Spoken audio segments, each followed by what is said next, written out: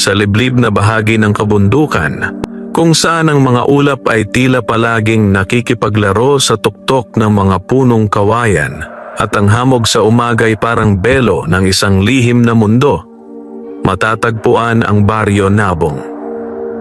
Isang payapang baryo ito sa unang tingin, subalit sa likod ng katahimikan ay maraming kwento ng lungkot, pag-asa at hiwaga. Dito nakatira ang isang batang ulila na ang pangalan ay Nico. Si Nico ay 12 taong gulang, payat at maliit sa kanyang edad.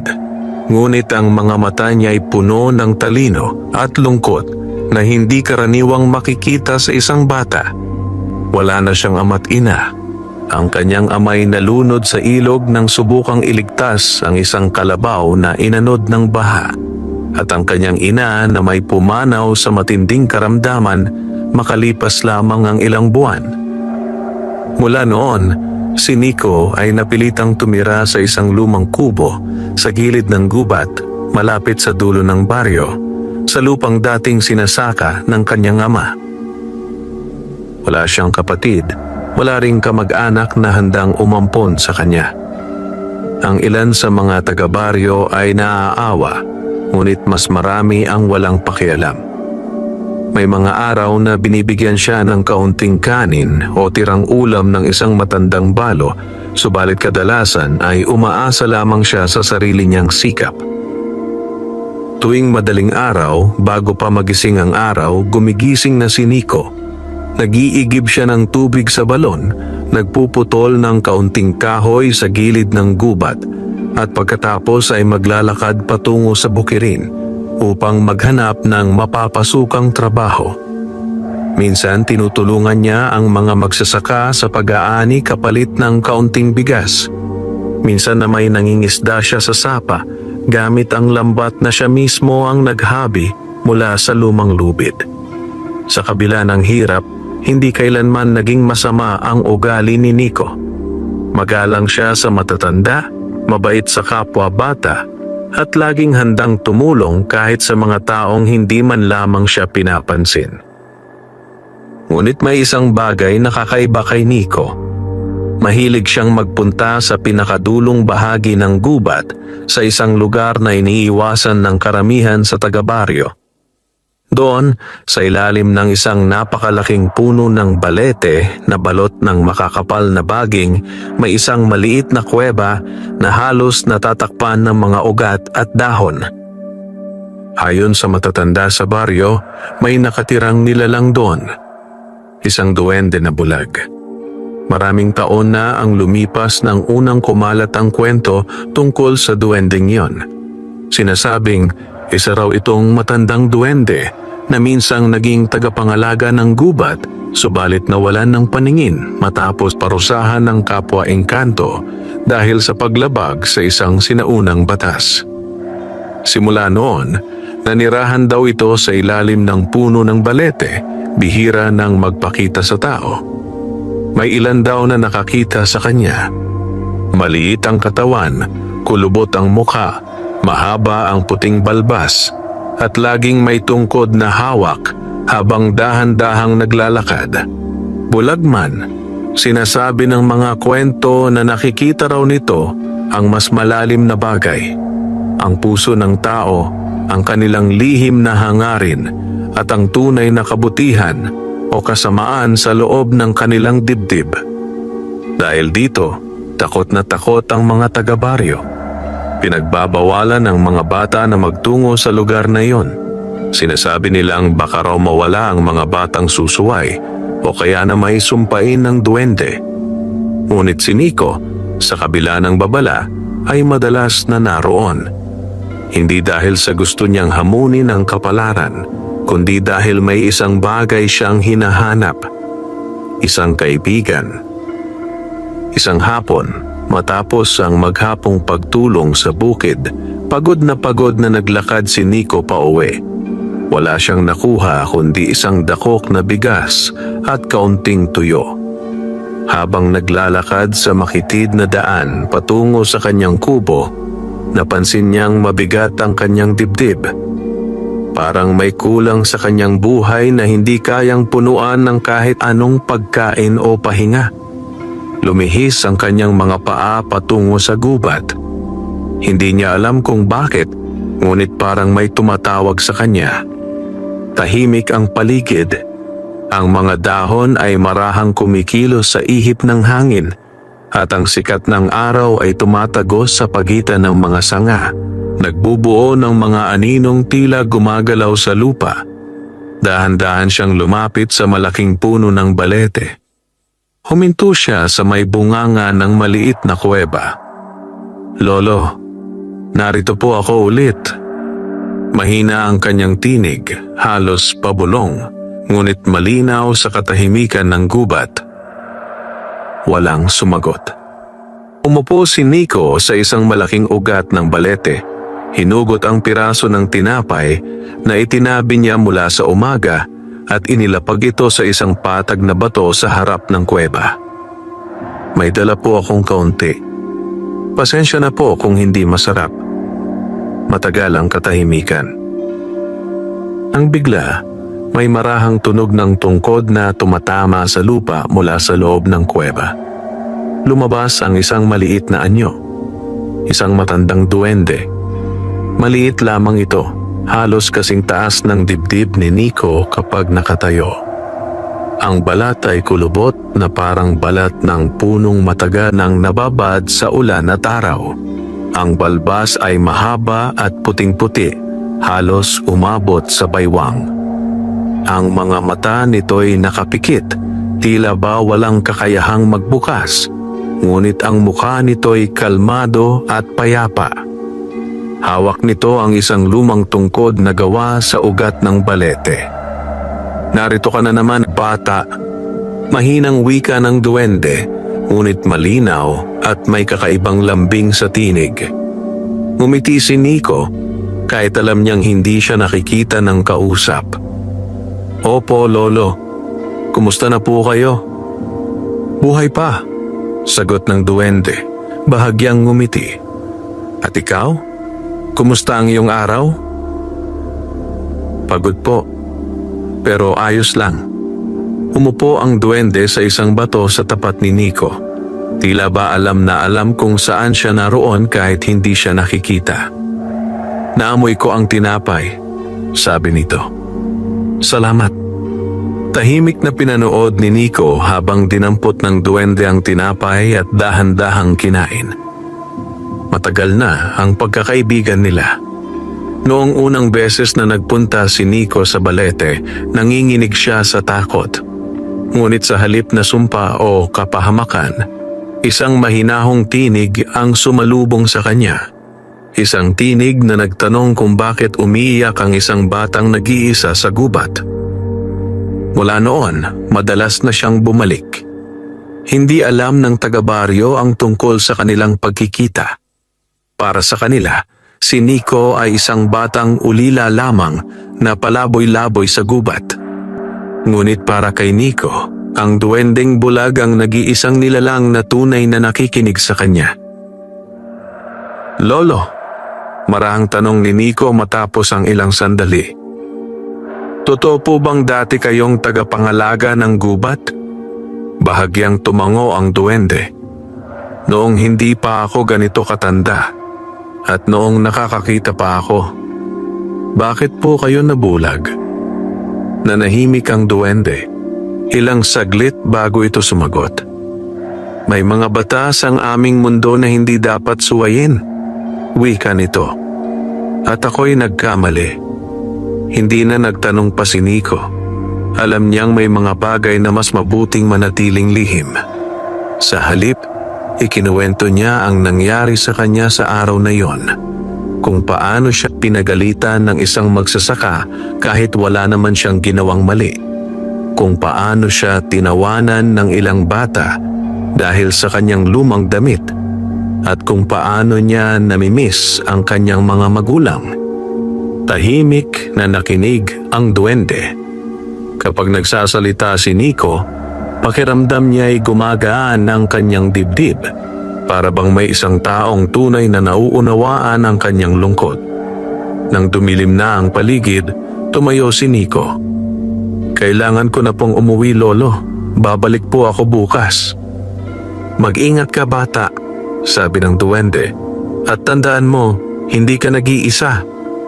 Ngumiti si Nico at naglakad palayo. Hindi niya alam na ang pagkakaibigang iyon na nagsimula sa tahimik na ilalim ng balete ang magbubukas sa kanya ng pintuan patungo sa isang kapalarang hindi niya kailanman inakala. At sa mga darating na araw, malalaman niya na ang duwending bulag ay hindi lamang isang kaibigan. Ito ang magiging susi sa pagbabago ng kanyang buong buhay. Muling sumikat ang araw sa ibabaw ng Baryo Nabong na tila walang pakialam sa mga lihim na nagkukubli sa lilim ng gubat. Para sa karamihan ng mga tao, ito ay isa na namang karaniwang umaga. May mga tandang na tumitilaok, may mga inang naghahanda ng almusal, at may mga magsasakang naglalakad patungo sa bukid dala ang kanilang mga kagamitan. Ngunit para kay Nico, ang umagang iyon ay may dalang kakaibang pakiramdam. Hindi siya mapakali mula nang magising. Buong gabi, paulit-ulit sa kanyang isipan ang anyo ng duwending bulag, ang mga salitang binitiwan nito at ang kakaibang lambing sa tinig nito. May kung anong bumubulong sa kanyang puso na may mahalagang bagay siyang malalaman sa araw na iyon. Matapos magigib ng tubig at magsaing ng kaunting kanin, agad siyang naglakad patungo sa bukirin. Doon siya tumulong sa pag-aayos ng pilapil at sa pag-alis ng mga damo sa palayan. Tahimik siyang nagtrabaho, ngunit paminsan-minsan ay napapatingin siya sa direksyon ng gubat. "Hoy, Nico!" Napalingon siya. Si Mang Isko, ang isa sa mga magsasakang madalas niyang tulungan, ay papalapit sa kanya. "Bakit parang wala ka sa sarili ngayong araw?" tanong nito. "Wala po, medyo pagod lang," sagot ni Nico, pilit na ngumiti. Umiling si Mang Isko. "Magpahinga ka muna, huwag mong ubusin ang lakas mo." "Opo." Ngunit kahit nagpahinga siya sandali, hindi na mawala sa isip ni Nico ang balete. Nang sumapit ang hapon, agad siyang nagpaalam at naglakad patungo sa gubat. Mas makapal ang mga anino sa araw na iyon. Ang hangin ay tila mas malamig at may kakaibang katahimikan na bumalot sa paligid. Ngunit hindi natakot si Nico. Sa halip, pakiramdam niya'y pauwi siya sa isang lugar na matagal na niyang kilala. Pagdating niya sa balete, agad niyang nakita ang duwending bulag na nakaupo sa harap ng kuweba. Tila ba hinihintay siya. "Maaga kang dumating ngayon, bata," sabi ng duwende, bahagyang ngumiti. "Opo, Lolo," sagot ni Nico. "Parang may gusto po akong itanong." "Tungkol saan?" "Sa inyo po." Tumahimik ang duwende, ngunit hindi ito tumalikod. "Ano ang gusto mong malaman?" "Bakit po ninyo ako tinulungan? Marami naman pong bata sa baryo, pero ako lang po ang kinausap ninyo." Bahagyang napangiti ang duwende. "Hindi kita tinulungan dahil ikaw ang nagpunta. Kinausap kita dahil ikaw ang nakinig." Napalunok si Nico. "Alam mo ba," patuloy ng duwende, "maraming taong dumadaan dito. May ilan na nagtatapon ng bato, may ilan na nagmumura, at may ilan na natatakot at tumatakbo palayo. Ikaw lamang ang lumapit na may dalang tinapay at luha."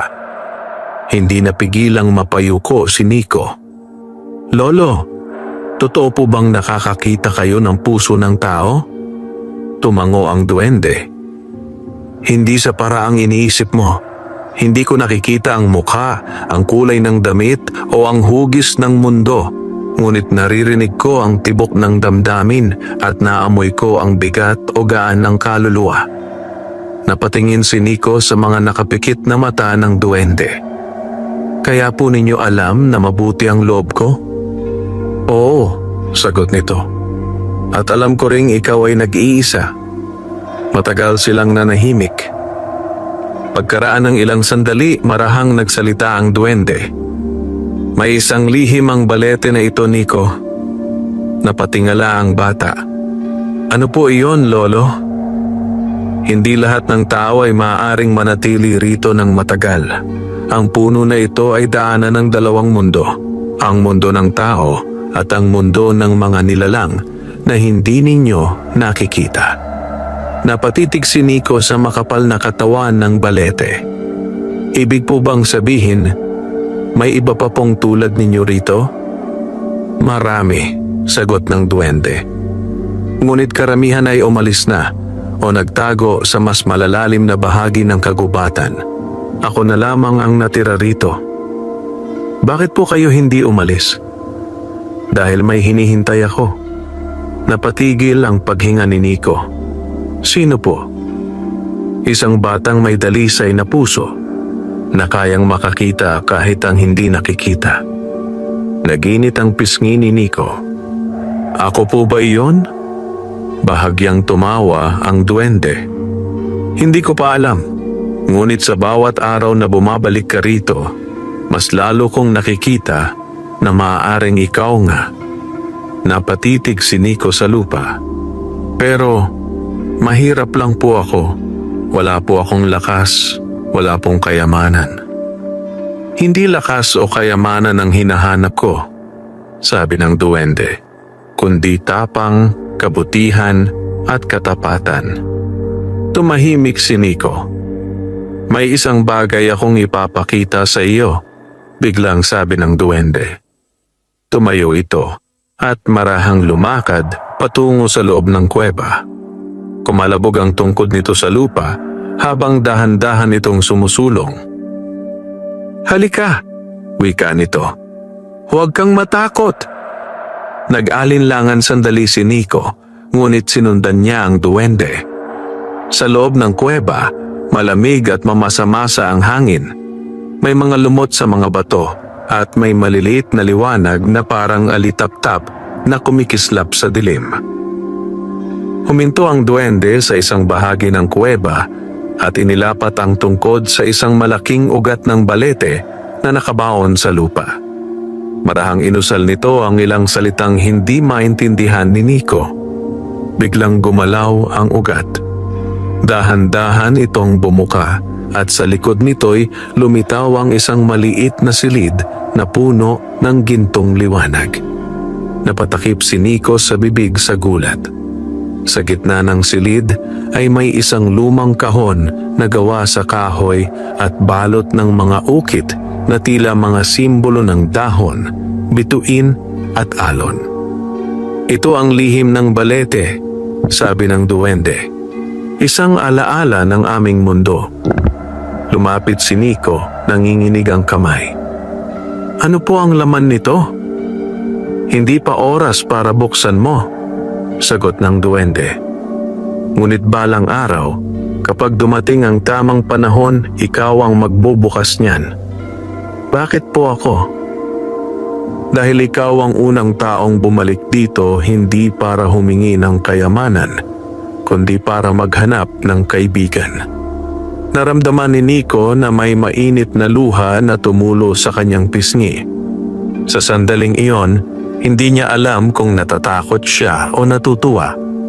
Ang alam lamang niya, nagsisimula pa lamang ang isang paglalakbay na babago sa kanyang buhay.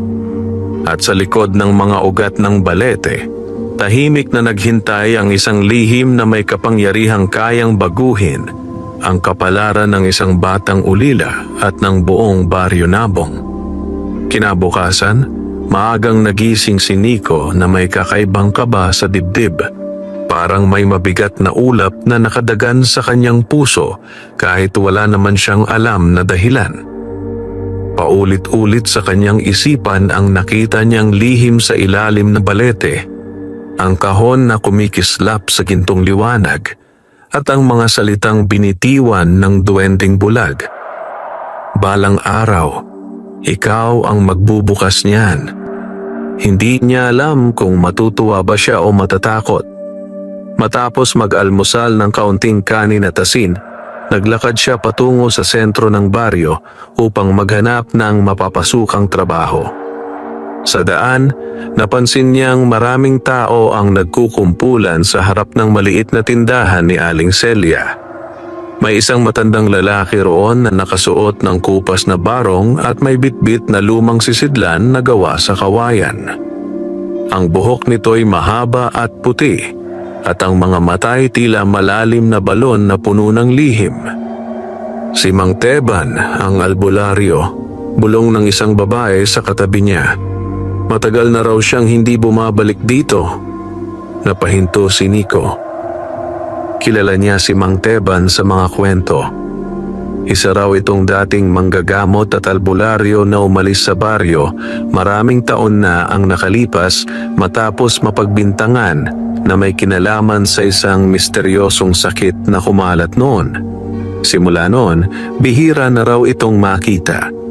Lumapit si Mang Teban sa gitna ng mga tao at marahang nagsalita.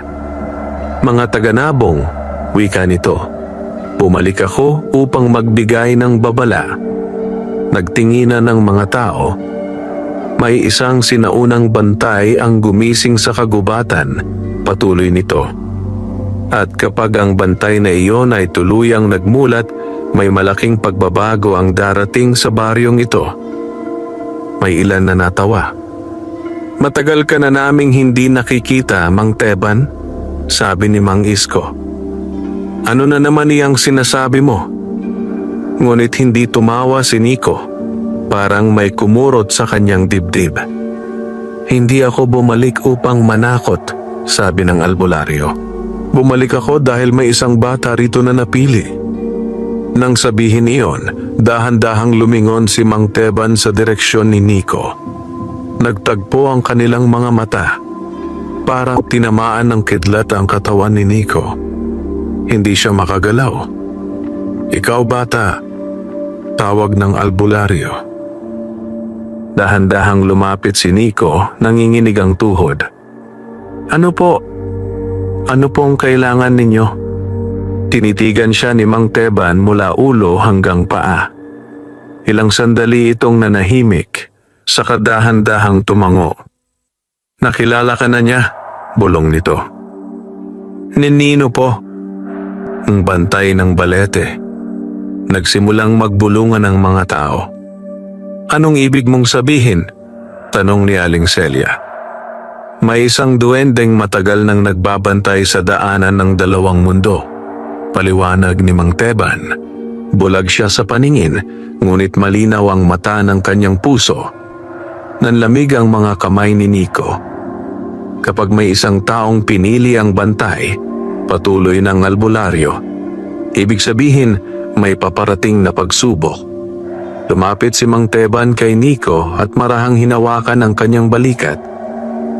"Anak," sabi nito, "nagpunta ka ba sa balete nitong mga nakaraang araw?"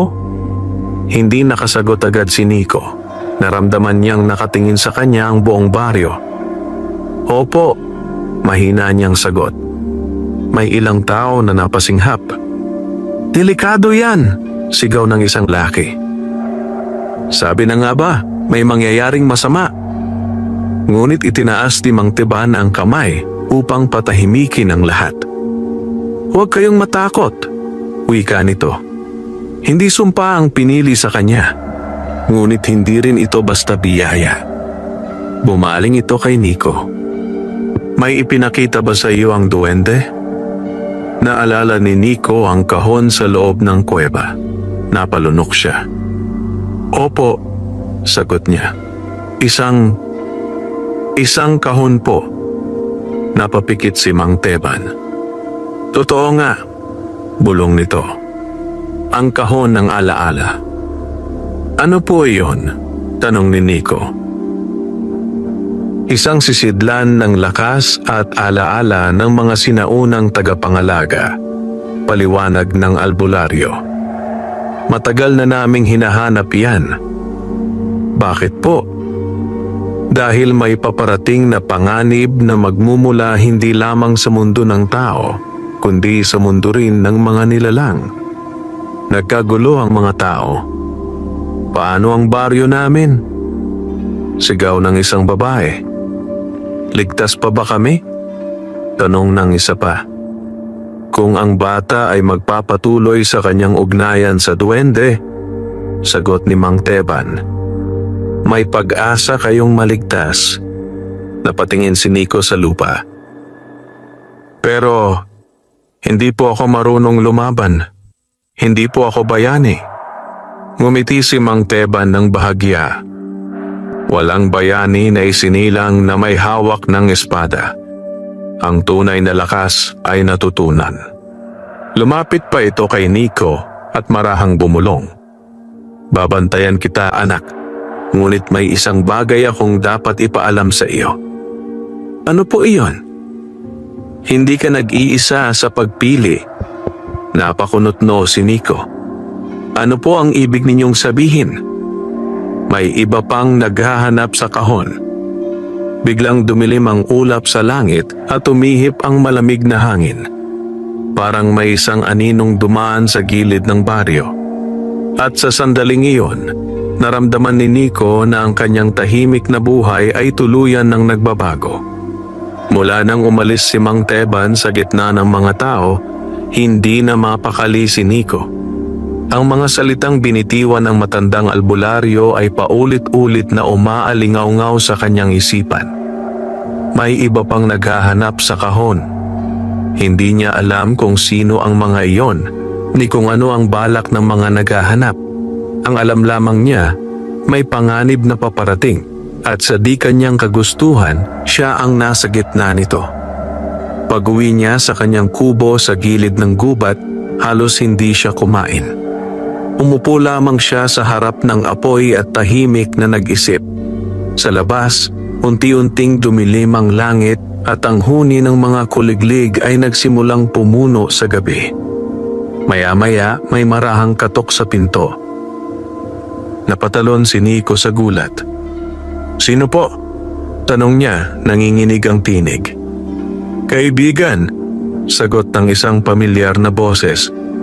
Agad niyang nakilala yon. Lolo!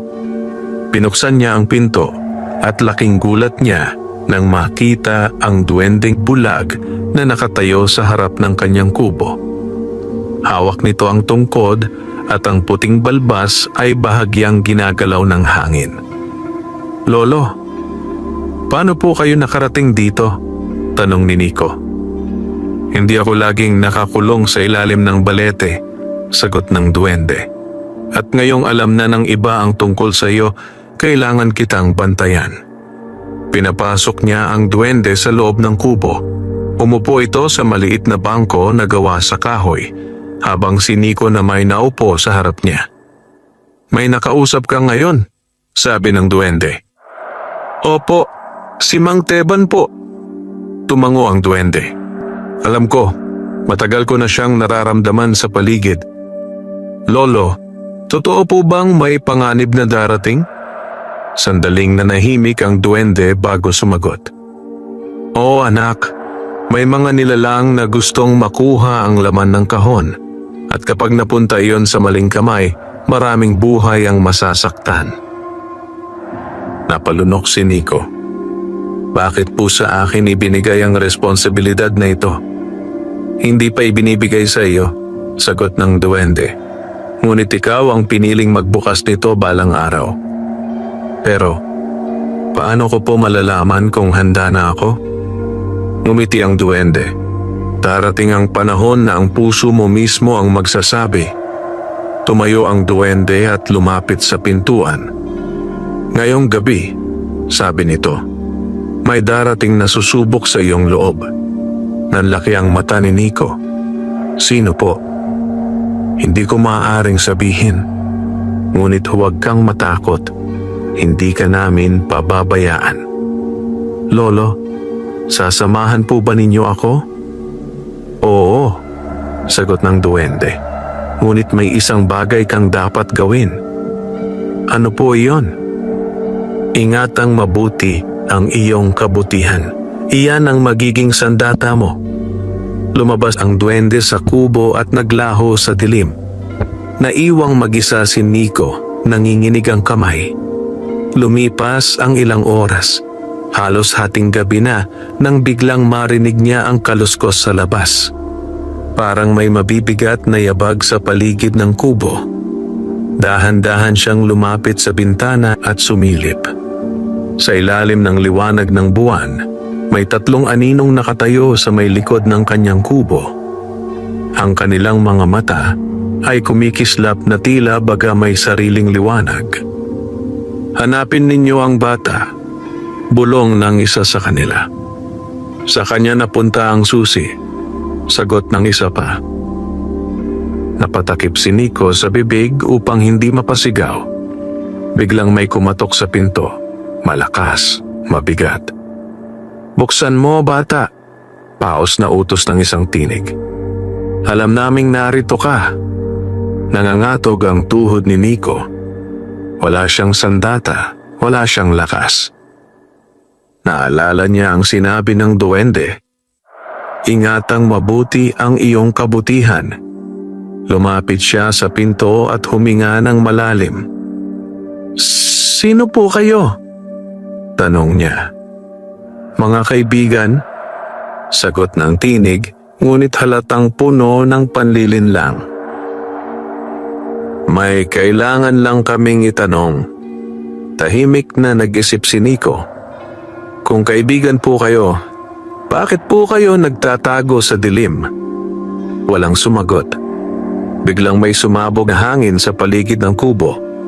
Kumalog ang mga dingding at ang apoy sa loob ay halos mamatay.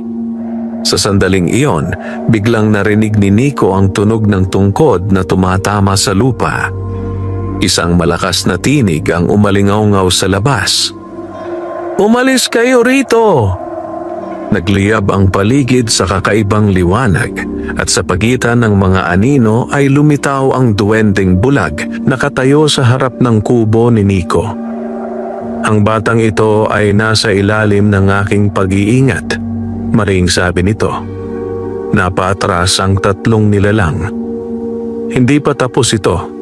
Bulong ng isa bago sila tuluyang naglaho sa dilim. Tahimik na bumalik ang gabi.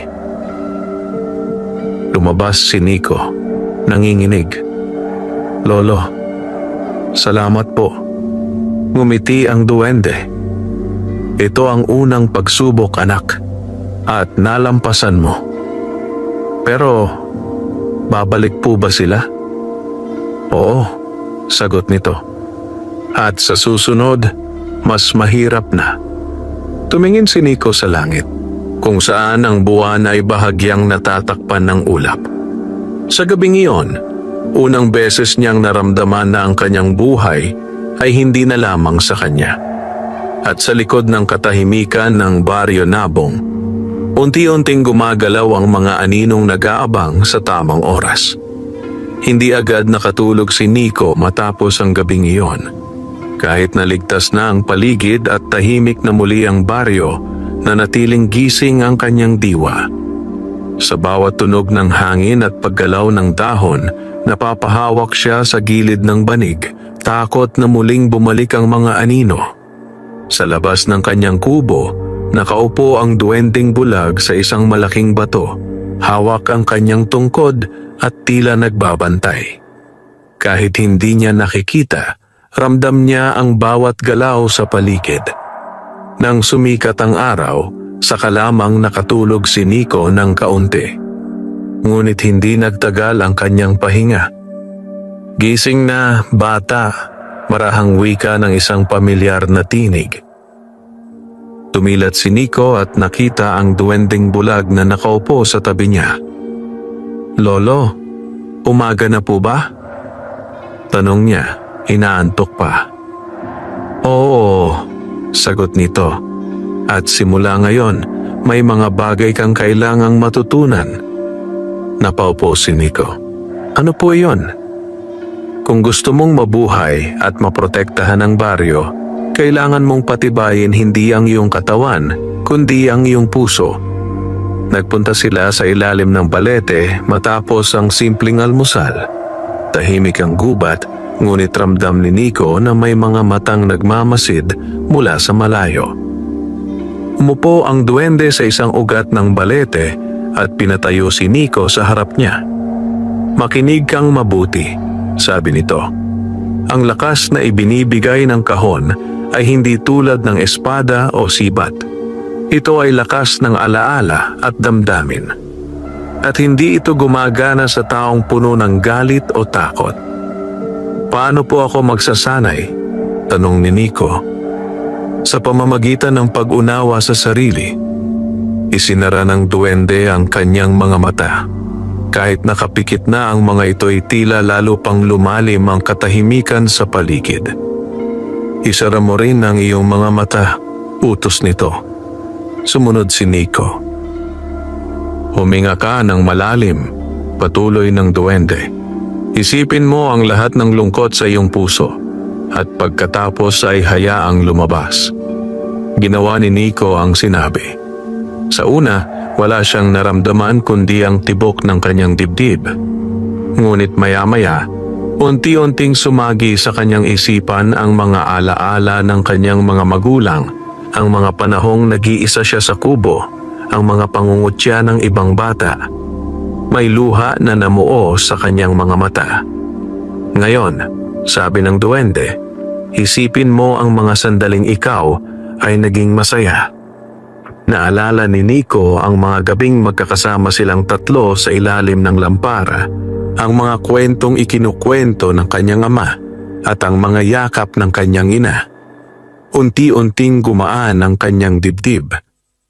"Ang lakas ay nagmumula sa balanse," paliwanag ng duwende. "Hindi mo maaaring itaboy ang lungkot, ngunit hindi mo rin ito dapat hayaang lamunin ka." Pagmulat ni Nico, napansin niyang ang paligid ay bahagyang kumikislap. Parang may maliliit na liwanag sa hangin. "Lolo, ano po iyon?" tanong niya. "Ang iyong damdamin," sagot ng duwende. Natututo na itong magsalita. Sa mga sumunod na araw, araw-araw siyang pumupunta sa balete. Tinuruan siya ng duwende na makinig sa tibok ng gubat, sa huni ng mga ibon at sa bulong ng hangin. Hindi ito pagsasanay ng suntok o sipa, kundi pagsasanay ng pakiramdam. Minsan, pinapahawakan sa kanya ng duwende ang isang dahon at tinatanong kung ano ang nararamdaman nito. Kung ito ba'y masaya, malungkot o pagod. Sa una, parang walang saysay iyon. Ngunit kalaunan, unti-unting natutunan ni Nico na maramdaman ang init at lamig, ang bigat at gaan, at pati ang bahagyang panginginig na parang may sariling tibok ang bawat bagay. Isang hapon, habang nagsasanay sila, biglang napahinto ang duwende. "May paparating," sabi nito. "Yung mga anino po ba?" tanong ni Nico. "Hindi, isang tao." Mula sa pagitan ng mga puno, lumitaw si Mang Teban. "Narito ka pala," sabi ng albularyo nang makita si Nico. "At ikaw ang bantay," dagdag nito, yumuko ng bahagya sa duwende. "Ano ang sadya mo?" tanong ng duwende. "May masamang balita," sagot ni Mang Teban. "Ang mga naghahanap sa kahon ay hindi karaniwang nilalang. Sila ay mga nilikhang pinatapon mula sa kabilang mundo, mga anino na kumakain ng alaala." Nanlaki ang mata ni Nico. "Kumakain po ng alaala?" "Oo," sagot ng albularyo. "At kapag nakuha nila ang laman ng kahon, kaya nilang burahin ang alaala ng buong baryo." Napatigil ang paghinga ni Nico. "Lolo, ibig sabihin po, mawawala ang lahat?" "Kung mangyari iyon," sagot ng duwende, "ang Baryo Nabong ay magiging isang lugar na walang nakakaalala kung sino sila." Tahimik silang tatlo. "May paraan ba para pigilan sila?" tanong ni Nico sa wakas. Tumango si Mang Teban. "Mayroon," Ngunit kailangan mong pumasok sa mas malalim na bahagi ng gubat. Napakunot noo si Nico.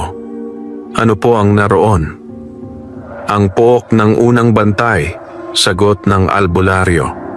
Doon mo lamang malalaman kung ikaw nga ang tunay na napili. Tumingin ang duwende kay Nico. Handa ka na bang harapin ang ikalawang pagsubok, anak? Huminga ng malalim si Nico at tumango. Opo, lolo. Kahit natatakot po ako, susubukan ko. Sa sandaling iyon, unti-unting gumalaw ang mga ugat ng balete at may isang makitid na daan na lumitaw sa likod nito. Isang landas na patungo sa mas madilim at mas mahiwagang bahagi ng gubat. At doon magsisimula ang mas mahirap na paglalakbay ni Nico. Tahimik na naglakad si Nico sa makitid na daan ng binuksan ng mga ugat ng balete. Sa likuran niya ay ang duwending bulag at si Mang Teban. Kapwa mabagal ngunit tiyak ang mga hakbang. Habang palalim ng palalim ang kanilang paglalakbay sa gubat, unti-unting nagbabago ang paligid. Ang mga puno ay mas matatangkad, ang mga dahon ay mas makakapal, at ang liwanag ng araw ay bihira ng tumagos. Ang hangin ay malamig, may kakaibang amoy. Parang pinaghalong lupa, lumang kahoy, at hamog na may dalang alaala ng mga panahong matagal nang lumipas. Dito, marang sabi ng duwende, ay bihira nang makarating ang tao. Hindi po ba kayo natatakot, lolo? Tanong ni Nico. Ang takot ay matagal ko nang iniwan, sagot nito. Ngunit ikaw, natural lamang na matakot. Naglakad pa sila hanggang sa marating ang isang maluwang na bahagi ng gubat. Sa gitna nito ay may isang bilog na malinaw na espasyo na parang sinadyang walang tumubong puno roon. Sa paligid ng bilog ay may 7 matandang puno na nakaayos na tila mga bantay. At sa gitna ng bilog ay may isang malaking bato na hugis upuan, balot ng mga ukit. Ito ang puok ng unang bantay, sabi ni Mang Teban. Dito unang inilagay ang tagapangalaga ng daanan ng 2 mundo. Lumapit ang duwende sa gitnang bato at marahang inilapat ang kanyang palad dito. Matagal na akong hindi nakababalik dito, bulong nito. Biglang umihip ang malakas na hangin, kumaluskos ang mga dahon, at tila may mga bulong na umalingaw-ngaw sa paligid. Mahihinang tinig na hindi maintindihan ni Nico. Anak, sabi ng duwende, dito mo haharapin ang ikalawang pagsubok. Ano po ang mangyayari? Tanong ni Nico. Hindi ko alam, sagot nito. Ang bawat napipili ay may sariling pagsubok. Lumapit si Mang Teban at inilabas ang isang maliit na sisidlan mula sa kanyang bayong. Binuksan niya ito at may lumabas na manipis na usok na kulay bughaw. Ito ang usok ng paggunita, paliwanag niya. Tutulong itong buksan ang pinto ng alaala. Iwinisik niya ang usok sa paligid ni Nico. Biglang nagbago ang kanyang paningin. Parang lumabo ang mundo at unti-unting naglaho ang anyo ng gubat. Sa halip, nakita niya ang isang malawak na kapatagan na puno ng liwanag. Sa gitna nito ay may isang matandang nilalang na nakatayo, mas matangkad sa karaniwang duwende. May balbas na umaabot sa lupa, at ang mga mata nito ay kumikislap na parang bituin. Ikaw ang bata, wika ng nilalang, ngunit ang tinig nito'y parang nagmumula sa hangin mismo. Sino po kayo? Tanong ni Nico, nanginginig. Ako ang unang bantay, sagot nito. Ako ang unang nagbantay sa daanan ng mga mundo bago pa isinilang ang iyong mga ninuno. Lumuhod si Nico sa takot at paggalang. Huwag kang lumuhod, sabi ng bantay. Hindi ka narito bilang alipin, kundi bilang sinusubok. Lumakas ang tibok ng puso ni Nico. Ano po ang pagsubok ko? Ang pagsubok ng alaala, sagot ng bantay. Upang mapatunayan kung ang iyong puso ay kayang magdala ng bigat ng nakaraan. Itaas ng bantay ang kanyang kamay at biglang nagbago ang paligid. Nakita ni Nico ang sarili niyang nakaraan. Nakita niya ang araw na nalunod ang kanyang ama, ang gabing humihikbi ang kanyang ina sa tabi ng banig, at ang sandaling tuluyan siyang naiwan mag-isa sa mundo. Naramdaman niya muli ang sakit, ang lungkot, ang galit na matagal niyang kinimkim. Bakit po ninyo ipinapakita ito sa akin? Sigaw niya. Dahil ang taong tatanggap ng lakas ng kahon ay kailangang matutong harapin ang sariling sugat, sagot ng bantay. Kung tatakasan mo ito, hindi ka magiging karapat-dapat. Lumuhod si Nico, nanginginig sa bigat ng damdamin. Hindi ko po kaya, bulong niya. Ngunit bigla niyang naalala ang mga salita ng duwende.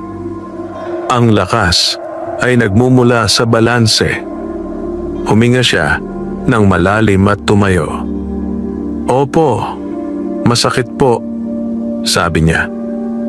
Pero ito po ang bumuo sa akin. Hindi ko po itataboy ang alaala ng mga magulang ko. Dahil mahal ko po sila. Unti-unting naglaho ang mga larawan. Tahimik na tumango ang unang bantay. Napasa mo ang unang bahagi ng pagsubok, sabi nito. Ngunit may huli pa. Biglang dumilim ang paligid. Mula sa dilim may lumitaw ang tatlong anino. Ang parehong mga nilalang na umatake sa kanyang kubo. Ang iyong ikalawang pagsubok, wika ng bantay, ay ang pagpili. Pagpili po? Tanong ni Nico. Oo, sagot nito. Sa harap ng panganib, pipiliin mo ba ang iyong sarili o ang iba? Ang tatlong anino ay dahan-dahang lumapit, nakangising tila gutom na gutom. At sa sandaling iyon, napagtanto ni Nico na ang susunod niyang gagawin ang magtatakda hindi lamang ng kanyang kapalaran, kundi ng kapalaran ng buong Baryo Nabong. Humigpit ang hawak ni Nico sa sariling dibdib habang papalapit ang tatlong anino. Wala siyang sandata, wala siyang lakas ng katawan, at ang tanging dala niya ay ang mga aral ng duwending bulag at ang alaala ng kanyang mga magulang. Piliin mo. Umalingaw-ngaw ang tinig ng unang bantay sa buong kapatagan ng liwanag. Ang sarili mo o ang iba. Ang unang anino ay lumapit at nagsalita sa tinig na parang bulong ng hangin. Bata, wika nito. Ibigay mo sa amin ang iyong alaala ng sakit at ililigtas ka namin sa lahat ng paghihirap. Sa harap ni Nico, biglang lumitaw ang larawan ng kanyang sarili na masaya. May bagong damit, may masarap na pagkain, at may tahanang hindi na kailanman mawawasak. Hindi ka na muling iiyak, dagdag ng anino. Nanginig si Nico. Napakasarap pakinggan ng alok. Ngunit lumitaw ang ikalawang anino. Kung ang baryo ang pipiliin mo, wika nito, kukunin namin ang lahat ng alaala mo tungkol sa iyong mga magulang. Mabubuhay ang Baryo Nabong, ngunit ikaw ay mabubuhay na walang nakakaalala kung sino ka. Parang sinaksak ang puso ni Nico.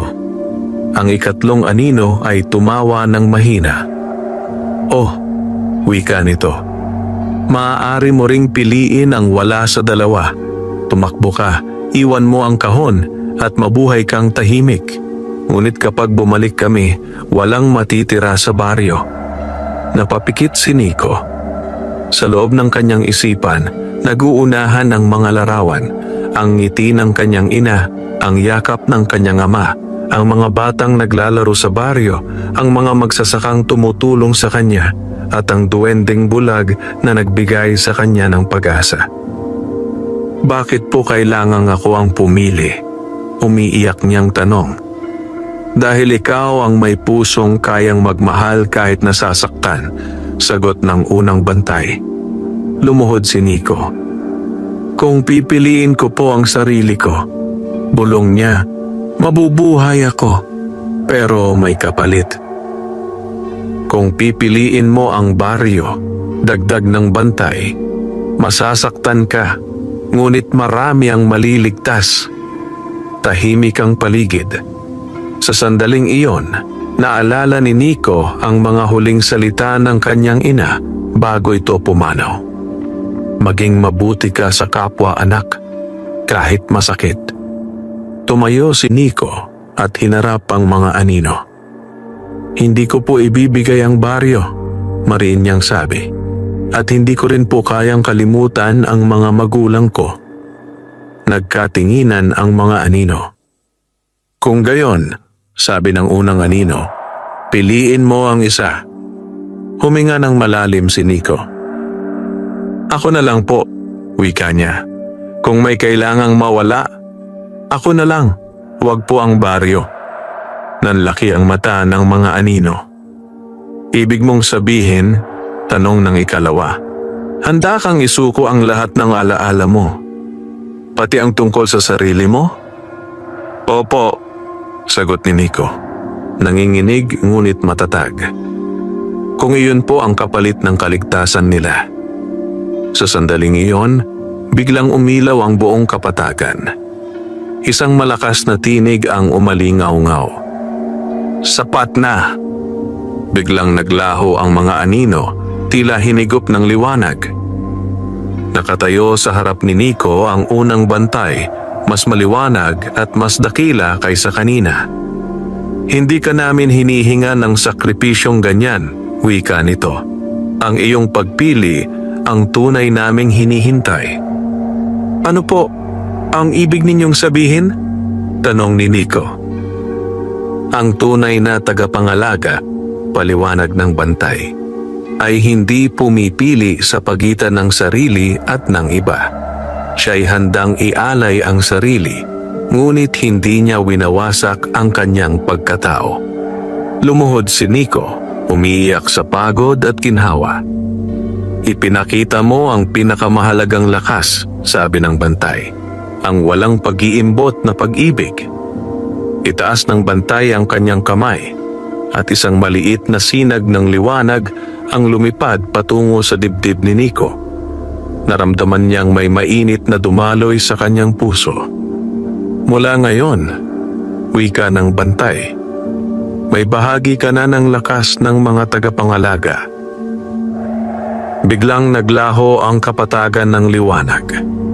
Bumalik si Nico sa pook ng unang bantay, nakahandusay sa damuhan. Sa tabi niya ay nakaluhod ang duwendeng bulag at si Mang Teban. Anak, bulong ng duwende, nagtagumpay ka. Marahang bumangon si Nico. Pakiramdam niya ay pagod na pagod, ngunit may kakaibang gaan sa kanyang dibdib. Lolo, tapos na po ba? Tanong niya.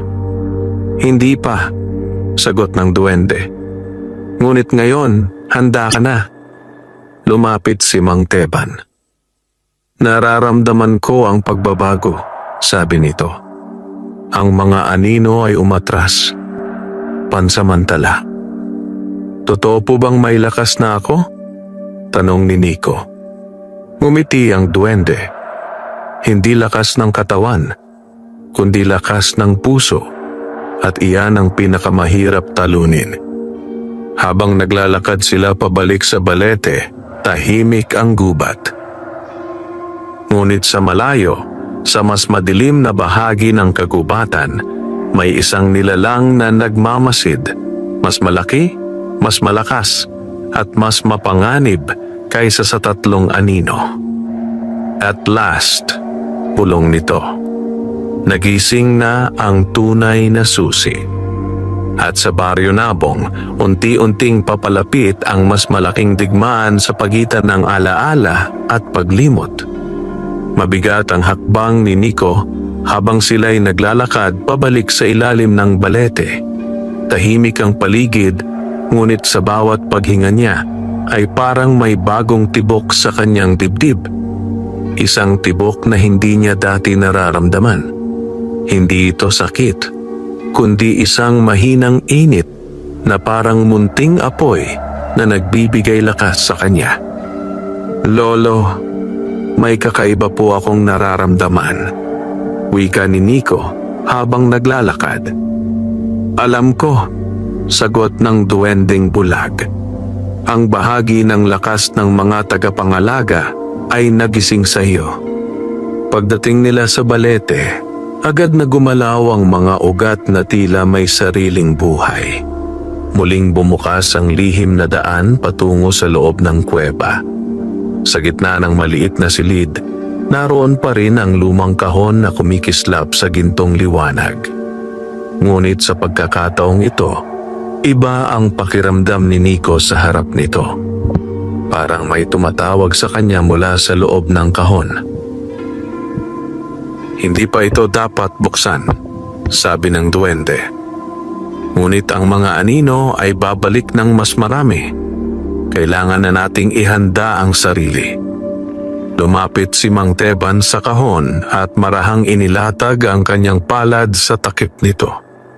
Ang kahon na ito, paliwanag niya, ay naglalaman ng mga alaala ng mga unang tagapangalaga, ang kanilang kaalaman, ang kanilang mga pagkakamali at ang kanilang lakas.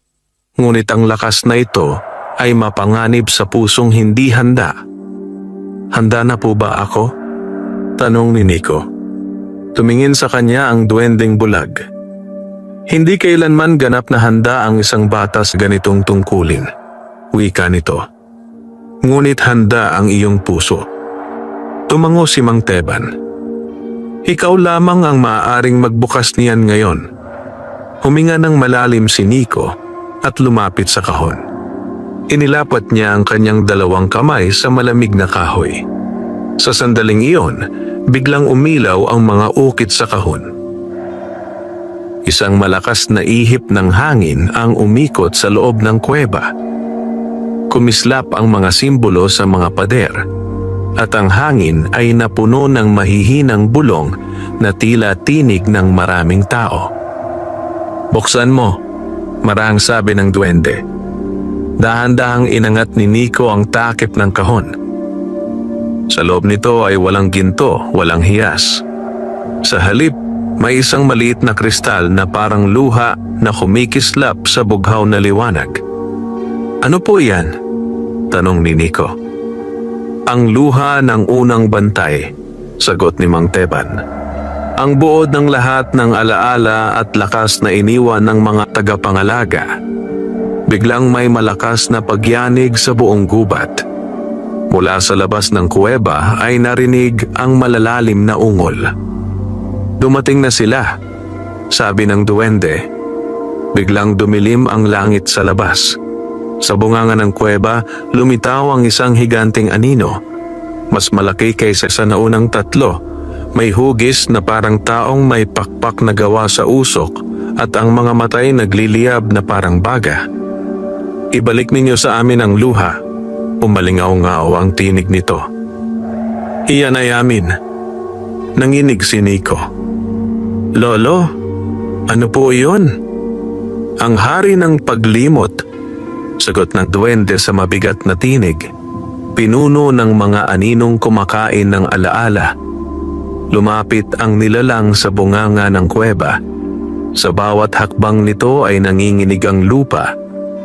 "Isang bata lamang ang hahadlang sa akin?" Tumawa ito. "Ibigay ninyo ang kristal at pababayaan ko ang baryo." Napatingin si Nico sa luha ng unang bantay. "Kapag ibinigay mo iyan," bulong ni Mang Teban, "mawawala ang lahat ng alaala ng kabutihan sa mundong ito." Umigpit ang hawak ni Nico sa kristal. "Hindi po," marinyang sabi. "Hindi ko po ibibigay." Umungol ang hari ng paglimot at iniunat ang kanyang mahabang kamay na parang usok. Biglang tumayo ang duwending bulag sa harap ni Nico. "Hindi ka makalalampas," wika nito. Isang malakas na hampas ng dilim ang tumama sa duwende at tumilapon ito sa gilid ng kuweba. "Lolo!" sigaw ni Nico. "Anak, huwag kang matitinag," mahina ngunit matatag na sabi ng duwende mula sa sahig. Lumapit ang hari ng paglimot, halos abutin na ang kahon. Sa sandaling iyon, biglang nagliyab ang kristal sa kamay ni Nico. Parang may dumaloy na liwanag mula sa kristal papunta sa kanyang dibdib. Nakita niya sa isang iglap ang napakaraming alaala. Mga unang tagapangalaga, mga digmaan laban sa paglimot, mga baryong nailigtas, at mga batang tulad niya na minsang naging susi. "Anak," umalingaw-ngaw ang tinig ng unang bantay sa kanyang isipan. Ang lakas na ito ay hindi para sa galit, kundi para sa pag-alaala. Itinaas ni Nico ang kristal. "Hindi ka po mananalo," sigaw niya sa hari ng paglimot. "Habang may mga taong marunong magmahal at umalala, hindi mawawala ang liwanag." Biglang sumabog ang bughaw na liwanag mula sa kristal. Napaatras ang hari ng paglimot, napasigaw sa sakit. Ngunit hindi pa ito tuluyang natalo. Sa huling sigaw nito bago umatras sa dilim, nagbanta ito. "Babalik ako, tagapagmana ng alaala." Bumagsak ang katahimikan sa kuweba. Nanghina si Nico at napaluhod sa lupa, hawak pa rin ang kristal na unti-unting humuhupa ang liwanag. Lumapit sa kanya ang duwending bulag, pilit na tumatayo sa kabila ng sugat. "Anak," bulong nito, "nagawa mo ang hindi namin nagawa sa mahabang panahon." "Lolo, mabubuhay po ba ang baryo?" umiiyak na tanong ni Nico. "Oo," sagot ng duwende. Ngunit ang laban ay hindi pa tapos. Sa labas, unti-unting luminaw ang langit. Ngunit sa kaibuturan ng kagubatan, muling nag-ipon ng lakas ang hari ng paglimot. At ngayon, alam na nito kung sino ang tunay na kalaban. Muling bumalik ang katahimikan sa Baryo Nabong matapos ang labanan sa loob ng kuweba. Sa unang tingin, tila normal ang lahat. May mga ibong muling humuni, may mga magsasakang nagbalik sa bukid, at ang mga batay naglaro sa ilalim ng araw. Ngunit si Nico ay alam ang katotohanan. Ang dilim ay umatras lamang. Hindi ito tuluyang umalis. Sa mga sumunod na araw, nanatili si Nico sa ilalim ng balete kasama ang duwending bulag at si Mang Teban. Hindi na siya bumalik agad sa dati niyang pamumuhay. May bago na siyang tungkulin. Bantayan ang kahon at ang luha ng unang bantay. Ang duwending bulag ay humina matapos salagin ang hampas ng hari ng paglimot. Madalas na lamang itong nakaupo sa tabi ng balete, nakasandal sa tungkod, at mabagal na ang paghinga. "Lolo, masakit pa po ba?" tanong ni Nico isang hapon. "Hindi na masakit," sagot ng duwende. "Ngunit ramdam ko na, papalapit na ang aking pamamahinga." Nanlaki ang mata ni Nico. Huwag po kayong magsalita ng ganyan." Ngumiti ang duwende. "Lahat ng bantay ay may hangganan, anak, at ang aking oras ay halos tapos na." Napatungo si Nico, pilit pinipigil ang luha. "Pero kailangan ko pa po kayo." "Hindi na," marahang sagot nito. "Meron ka ng sapat na liwanag sa iyong puso." Samantala, si Mang Teban ay nagbalik sa baryo upang magbantay. Ngunit hindi nagtagal, may kakaibang mga pangyayari na nagsimulang mangyari. May mga tao sa baryo na biglang nakakalimot ng maliliit na bagay. Kung saan nila inilagay ang kanilang mga gamit, ang pangalan ng kapitbahay, o ang daan pauwi sa kanilang bahay. Isang bata ang umiyak dahil hindi na niya maalala ang mukha ng kanyang ina na pumanaw na. Isang matandang lalaki ang nagising isang umaga na hindi na alam kung sino siya. "Lolo, nagsisimula na po silang bumalik," nanginginig na sabi ni Nico. Tumango ang duwende. Ang hari ng paglimot ay nagpapadala na ng mga alagad. Kinagabihan, muling dumilim ang paligid ng balete. Hindi tulad ng dati, walang aninong agad na sumulpot. Ngunit ramdam ni Nico ang malamig na presensya na parang ulap na gumagapang sa lupa. Biglang may narinig siyang mahinang tinig mula sa dilim. "Bata." Napalingon siya. Mula sa pagitan ng mga puno ay lumitaw ang isang babaeng anyo na balot ng usok. Ang mukha nito ay maganda, ngunit ang mga matay hungkag at walang ningning. "Sino po kayo?" tanong ni Nico. "Ako ang tagapaglimot," sagot nito. "Isa sa mga lingkod ng hari." Lumapit ito ng dahan-dahan. "Hindi kita lalabanan," sabi nito. "Naparito ako upang makiusap." "Makiusap?" gulat na tanong ni Nico. "Oo," wika ng nilalang. "Pagod na kaming mabuhay sa dilim. Ngunit hanggat may luha ng unang bantay, hindi kami kailanman makakatakas sa aming sumpa." Lumabas ang duwendeng bulag mula sa kuweba. "Huwag kang maniwala," marin nitong sabi. "Ang mga tulad niya ay marunong magsinungaling." Ngunit ngumiti ang tagapaglimot ng malungkot. "Hari lamang ang may kagustuhang burahin ang lahat," wika nito. "Ngunit kami, nais lamang naming makalimot sa sarili naming sakit." Napatingin si Nico sa nilalang.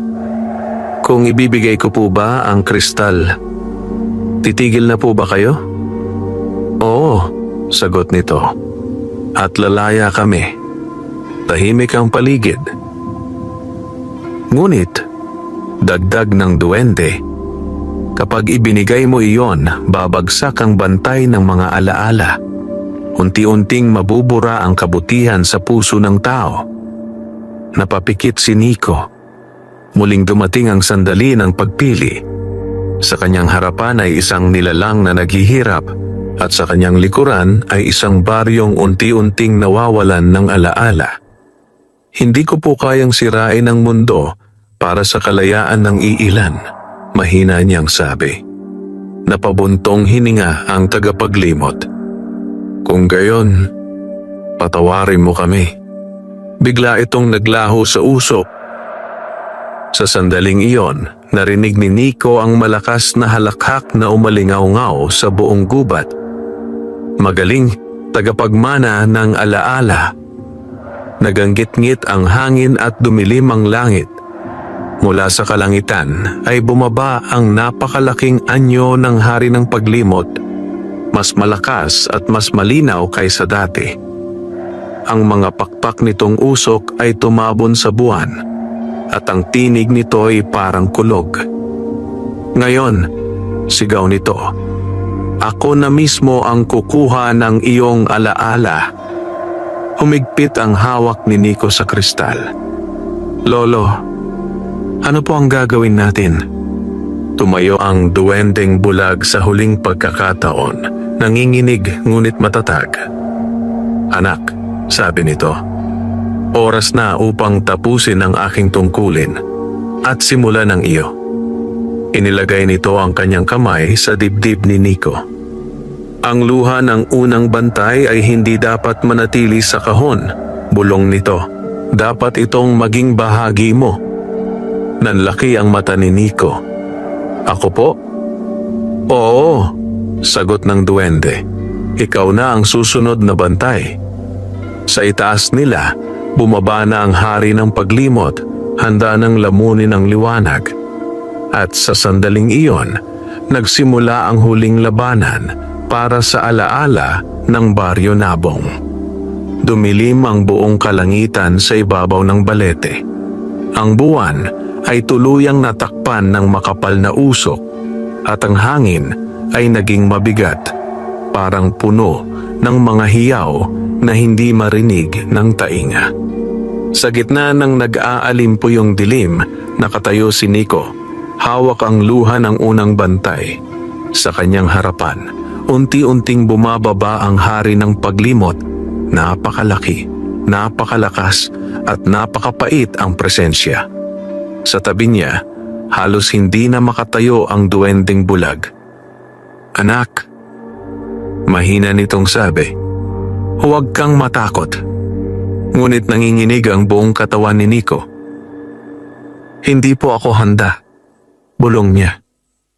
"Walang bantay na kailanman naging handa," sagot ng duwende. "Ngunit ikaw ay may pusong marunong magmahal at iyon ay sapat." Umalingaw-ngaw ang malakas na halakhak ng hari ng paglimot. "Napakaliit mong bata," sigaw nito. "Sa tingin mo, kaya mong pigilan ang kawalan?" Iniabot ng duwende ang kanyang tungkod kay Nico. "Ito ang aking huling regalo," wika nito. Ang tungkod na ito ay gawa sa ugat ng balete, tulay ng dalawang mundo. Sa pamamagitan nito, maitatali mo ang liwanag at ang alaala sa iyong sariling kaluluwa. Kinuha ni Nico ang tungkod, nanginginig ang kamay. "Lolo, kayo po?" Ngumiti ang duwende. "Ako'y pagod na," bulong nito. "Panahon na upang ako'y magpahinga." Biglang lumakas ang hangin. Iniabot ng duwende ang kanyang palad sa noo ni Nico at marahang bumulong ng sinaunang salita. Sa sandaling iyon, biglang nagliwanag ang buong balete. Ang luha ng unang bantay sa kamay ni Nico ay nagsimulang matunaw, hindi sa lupa, kundi sa kanyang dibdib. Naramdaman niyang parang may mainit na ilog na pumasok sa kanyang puso. "Ah!" sigaw ng hari ng paglimot. "Ano ang ginagawa mo?" "Ginagawa ko po ang aking tungkulin," sagot ni Nico kahit nanginginig. Biglang naglaho ang anyo ng luha. Sa halip, isang munting liwanag ang kumikislap sa dibdib ni Nico kasabay ng tibok ng kanyang puso. Tahimik na bumagsak sa lupa ang duwending bulag. "Lolo!" sigaw ni Nico. Lumuhod siya sa tabi nito. "Anak!" mahina nitong sabi. Halos pabulong na lamang. "Huwag kang malungkot dahil ang alaala ay hindi namamatay." At sa huling ngiti nito, unti-unting naglaho ang katawan ng duwende sa liwanag na parang usok na tinatangay ng hangin. Nanatili ang tungkod sa kamay ni Nico. Sa sandaling iyon, naramdaman niyang hindi na siya nag-iisa.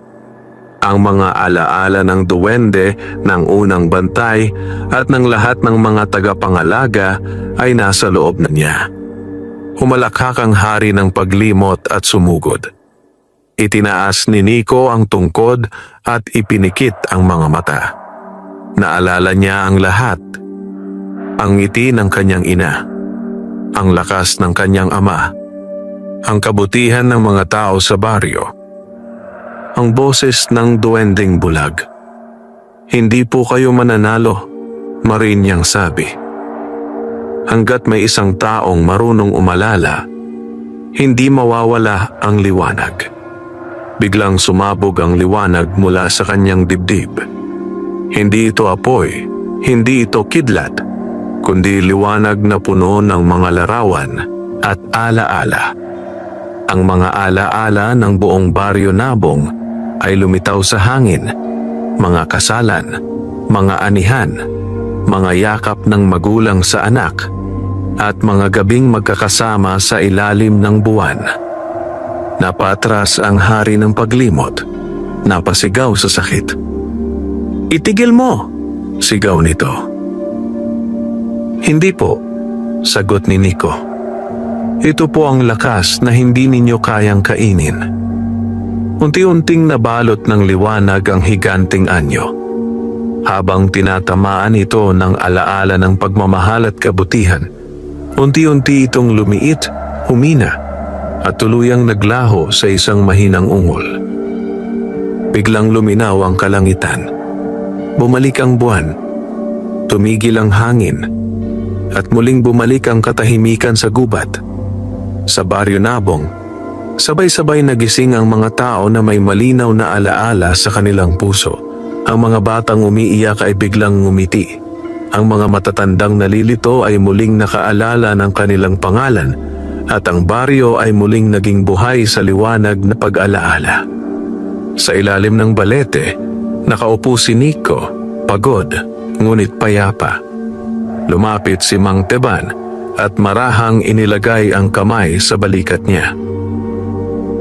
Tapos na, wika nito.